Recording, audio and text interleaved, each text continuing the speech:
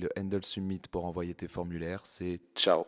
On est passé à React 19 et Next.js 16 et les bonnes pratiques ont changé. Et c'est pas l'IA ou le vibe coding qui sont basés sur les anciennes versions du framework qui te le dira. Maintenant, en Next.js 16, on utilise le useActionState combiné avec les actions serveur. Beaucoup plus pratique niveau sécurité du formulaire, beaucoup plus clean dans ton code parce que la logique serveur est maintenant séparée du composant React de ton formulaire, et la validation de tes inputs avant même d'envoyer les données au serveur devient super simple avec la dépendance Zod, qu'il faudra que tu installes évidemment avec NPM. Prenons l'exemple sur le formulaire d'inscription de mon SaaS que j'ai créé pour les voituriers. Je vais venir remplacer la fonction handleSubmit que j'utilisais avant par un fichier action.ts que je vais créer sur le même niveau que ma page TSX.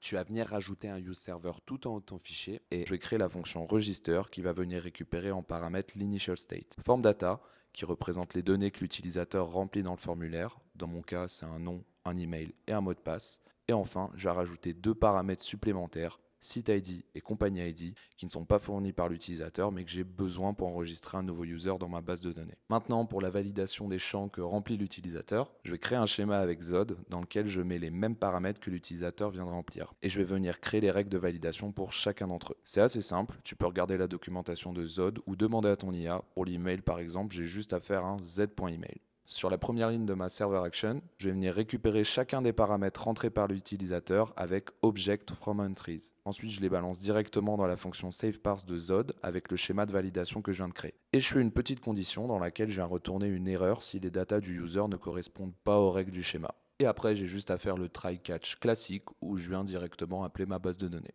Maintenant, dans le composant React de mon formulaire d'inscription, je vais venir déclarer le useActionState qui retourne un state qui te permet de traquer les erreurs de validation de champ, une formAction que tu vas venir mettre dans l'attribut action de ta balise HTML_form et un argument pending qui vient traquer le chargement que tu peux mettre sur ton bouton d'envoi par exemple. Dans mon useActionState, je vais lui passer deux arguments. L'action register que je viens de créer, sur laquelle je viens rajouter le site ID et le company ID grâce au point bind, et en deuxième argument, un initial state qui représente juste une constante nulle. Tu peux aussi rajouter sur ton action register un callback qui te permet d'afficher des toasts en cas d'erreur dans l'action serveur par exemple. Très important, sur chacun de tes inputs, pense à bien rajouter l'attribut name pour pouvoir récupérer cette variable via le paramètre formData dans ton action server. Pense aussi à mettre le type submit sur ton bouton d'envoi de formulaire pour pouvoir déclencher l'action. D'ailleurs, si tu as créé un composant séparé pour ton bouton submit et que tu veux traquer le chargement de ton action server, tu peux aussi utiliser le useFormStatus qui te retournera aussi la variable de chargement pending. Et voilà, maintenant tu es à jour sur les formulaires en Next.js 16. Si tu as des questions, tu as besoin de conseils ou alors tu as besoin d'un site ou d'une app,